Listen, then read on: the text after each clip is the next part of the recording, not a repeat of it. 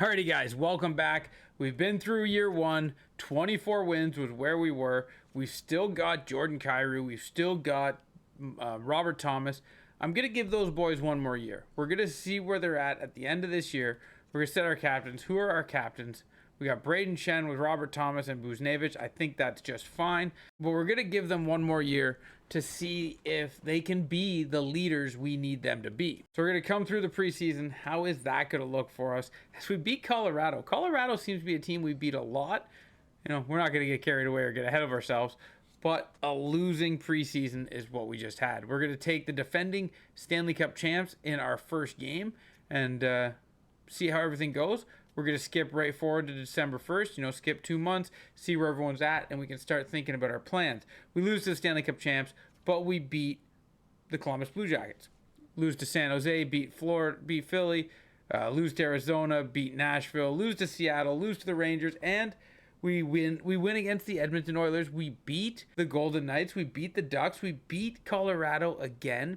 And then we lose a couple of games to then follow up with a win against Chicago, losing to Boston, beating Tampa Bay. So we're having a good couple of months. We are in a winning record right now, which is wild for this organization after the year they just had. We are 12-9-3 following a 24-win season. So we're already halfway to where we were. Let's see who our top performer is. Pavel Buchnevich coming in with 1 point a game. You love to see that, but now we're going to look. Jordan Kyrou is not on pace to make his 80 points per year, and neither is Robert Thomas, but they're close, so we'll let them go until trade deadline.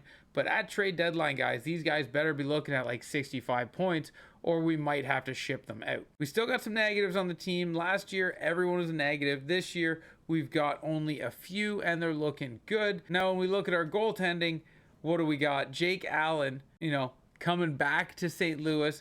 And what's he doing? He's a .925, less than a 3 goals. He's doing better than Binnington. And Holfer is also doing very well with wins at a .917 and less than the 3.6 he was last year, a whole 1 goal a game less. So both the guys are looking good. Everyone's looking good. We're going to leave it as is, and we're going to push through. And maybe we're buyers in this trade deadline. So we're going to skip right to the trade deadline, and that'll give us a good idea of where we are. Do we keep winning? Do we keep, crushing the competition? Or is this where the start of the year hype dies down, the surge of everybody's energy dies down, and we start to do the mid-season plummet and fall back down to reality where we might only get 30 wins? If we do fall off in these next 2 months, which it's looking like we are falling off as we've gone into a gross losing streak, then we might have to adjust for something as Nashville fires their head coach. That is interesting. But we have gone, and Calgary fires their head coach. It is a coach firing spree, and maybe St. Louis wants to do the same, but we're not going to. We didn't know where we were going to be at this year, and I think we now know. We went from a 2-month 12 win to getting to the trade deadline, and it looks like we're not even going to be at the 24 wins we were at the end of the year. We could still, through March and April, hopefully get 4 wins, 3 wins now as we come in to trade deadline, winning some games, and it looks like we're going to be at trade deadline with the same amount of wins we finished last year, more actually. So we are coming into trade deadline with more wins than we had last year. And who's carrying the way? None other than Pavel Buchnevich. Jordan Kyrou's right behind him. We wanted him at 65. He's not there. Robert Thomas, we wanted him up. He's not there. And with Buchnevich playing the way he's playing, these guys almost seem like they're not doing a good service to the team, and it might be time to get rid of them. And Shen with a -21, we're not going to be able to get rid of that. Jake Allen did fall off. Holfer did fall off. Like I said, they had a hot start, and then all of a sudden it's just, Houdini act. Everyone's disappeared, and we've lost. So going into trade deadline, we first have to look at who might be buyers. We're going to go over to the East. Toronto doesn't seem to be in the playoffs. They are not. Maybe they can chase it down. We traded with Toronto last year. It worked out for them. I think we're going to skip on trading with Toronto this year as they are 5 points out. They have a game in hand, but, we're going to skip through and doing that deal. Maybe we find our way trading Jake Allen back to Montreal like just full circle. He goes Montreal, New Jersey. He goes St. Louis, Montreal, New Jersey, St. Louis. Maybe we send him back to Montreal. Just as the memes, Montreal maybe could be looking for another goalie, and we could be looking to get back. And as the Chicago Blackhawks look like a real contender for making the playoffs, I think we've got to make some sort of deal with them. So we're going to be sellers. We're entering the trade looking at Chicago and Montreal and maybe even Florida. But this time we're going to do it a little different. Instead of forcing something, we're going to see who wants any of them. So first we'll go to Jake Allen, and he's someone we're going to trade. So let's find a trade for Jake Allen. Vancouver would like Jake Allen, and they're the only ones offering at this time. 5 and a 6. I think we pass on that. Montreal made a trade. Trade Montreal. Actually, I think we do trade Allen, as we have 2 goalies that look like they could do it. That's how we're going to trade. We're going to trade that way. We will accept the trade offer from Vancouver, calling up the goalie that we needed to call up, and it's looking good there. But I think the big one we got to get rid of is we got to make that splash, right? We got to make that splash, and we got to send Jordan Kyrou, I think, packing. Robert Thomas looks like he's developing well. Buchnevich is developing well. Kyrou's not, and he's got to go. LA wants to send us Kevin Fiala. Nobody retains salary, and they give us a 3rd and a 4th. I think we might have to consider that, because that gets us out of a contract. Kind of. It doesn't really get us far out of a contract. I don't think we do that. We keep Kyrou. Is there anybody in need of a -21 Braden Shen? Yes. Okay, we're gonna pick this one up. We're gonna get rid of Shen. We're gonna let our young kids develop, and we're gonna grab Dumba and the draft picks, and maybe that helps New Jersey or Nashville in the future. And then picking up Dumba opens up a spot to maybe trade a Colton Parayko. Nobody wants Parayko. Okay, that's a tough one. Is anyone looking for a Torrey Krug? Nobody's looking for Torrey Krug. Oh no. A Nick Leddy added to the team. No trades found for any of the boys. No trade for Dumba. So with that, nobody wants to make any trades like the find the trade route. And I don't want to go chasing a trade, because that's when you find a lot of fake value where you can kind of manipulate the market to work how you want it to work. I'm going to make another series down the road, if you guys continue to enjoy these, where I absolutely abuse the system. So we'll have to wait and see how that goes, but let's check out how we finish the year and what our draft order looks like. So coming through right at a trade deadline, we're winning some games. Don't like that necessarily, but then we get back to start losing, and oh my God, another coach goes down. Tampa Bay fires their coach. Coach should be getting fired left, right, and center. We're on a 4-game losing streak. Make that a 5-game losing streak. Coming in, can we make it a 6-game losing streak as the Islanders and Buffalo fire their coaches? 7-game losing streak, but it snaps as we win a bunch of games back to back. Not really what we're looking for. We need to get some losses rolling. Unfortunately, that's weird to say, but we need to get some losses rolling, and we do. Only winning 2 games in April. Where does that finish us at, though? That finishes us above Nashville. That finishes us above a lot of people, actually. It looks like we are going to be 4th last in the standings. So let's go to the draft and see if we can get lucky and win a lottery. Now, what are we looking at for the Stanley Cup Finals? We are looking at Toronto did make it. They're playing Carolina.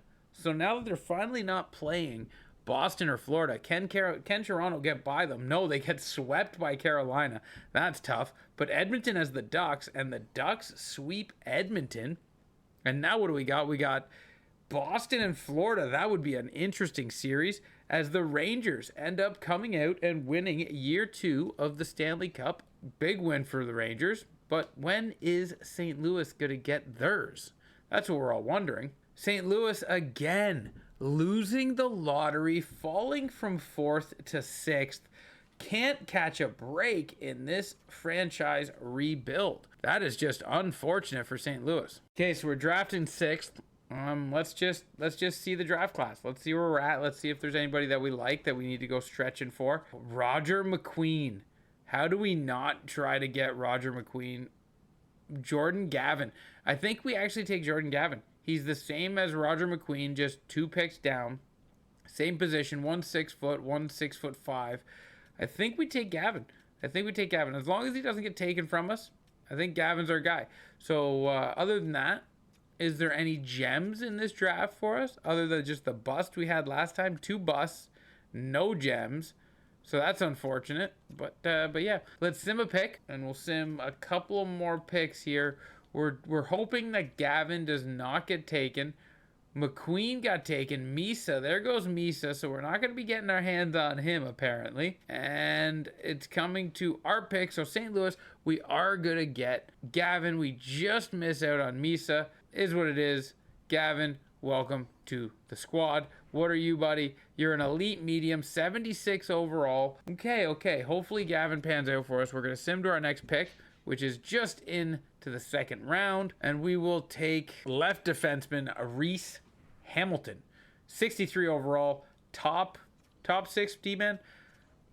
You want better than that out of your second round pick, but we've got another second round pick, so we luck out there, and they want us to take Reinhart, so we will listen to the scouts and take bottom 6 Reinhart, which ended up being a top 6. Okay, the scouts led us down the right trail there, the right path. Sometimes you just gotta trust your scouts, boys, and they did us good there. We're gonna take Miles Sawyer, guaranteed top 9. That's someone that if we luck out with the overall, which we did kind of with a 61, he could develop into a nice third line player. They like Jesus Low. Gotta take him. They like him. We gotta take him. 58 overall, top 6. The scouts could have done us better there, but it is okay. Yeah, we'll grab up a 6'2" goalie from Sweden. Why not? Hopefully it pans out. It didn't. He's a backup potential goalie. Taking a couple of cracks at some goalies isn't a terrible thing. The scouts like DeAndre Richmond. We're going to take him. A bottom 6 forward, 56 overall. Probably doesn't pan out for us. DeAndre Stanton. We got to take DeAndre Stanton. 7? Yep, 7, but 49 overall. Probably not going to make the squad either. All around, another okay draft for St. Louis, but losing the draft lottery again was tough. Not getting any luck on our side with that draft lottery. The only thing we can really do is look at signings, and unfortunately, the leading point getter on our team, Buznevich, is up for contract. We probably should have looked at trading him last year in the at the trade deadline. That was a little bit of an oversight. Let's see what he wants. $10 million for 5 years. That's a lot of money for a 30-year-old. That's going to put him at 35. I think we got to do it, and then we just try trading him. See if he wants it. He doesn't want to extend, so that might be a problem. We're actually just going to sim the day and see if he does extend, because that's going to put us down a path. I decided to reject your contract. I want to try the market. Yeah. So we're losing our best player. That is going to be tough. We got to sign our first round draft pick. Try to get him in the lineup and get him developing. But other than that, I think we just stay where we're at. I don't think I'm going to sign anybody back, to be honest, for the most part. Buznevich wants to leave, so there's nothing we can do there. Can't blame him. We probably should have traded him. That's an oversight on us. But we're going to get, sad up on the top line until we get Lundstrom up there. Neighbors needs a contract. We are definitely giving Neighbors a contract. We're going to give him a one-way deal, and we're going to try to get him for 4 years. And, we'll throw some money at him because he's young. That gets him to 27. I think, I don't think, we don't want him, no, I'm not going to manipulate the system. We'll give him a 1 year, $1 million deal, and hopefully that brings him in and we can add him to the squad in regular rotation, telling him like, hey, you signed this deal, you're in regular rotation. Yeah, we just got to offer contracts to these guys to, make a roster. Give some of these guys offers. Sure, send him down to the AHL. Maybe he can perform down there, and we'll see what we can get. That 1 year deal we offered him, 79 overall. I'm glad we didn't throw a bunch of money at him for a long deal, because it doesn't look like he might pan out into that. Everybody wants roughly the same amount. This guy, hopefully he signs, because he just keeps refusing to sign. So we'll do that. Goaltending, everybody is up. Oof. So we got to sign everybody. What do you want? We'll give you that. Okay, we'll give you that. You might potentially be our starter. We'll send that your way for sure. And our backup, not great, but he will be our AHL backup and developing, hopefully. So how are we looking? Interested in extension, I have to reject due to the value. Kapanen, you're not really that great anyways. Tucker's coming back. Neighbors is coming back. Let's go. Everybody seems to be coming back except Kapanen, which is fine because, I mean, whatever. We'll find his replacement elsewhere. Everybody comes back. Okay. Okay.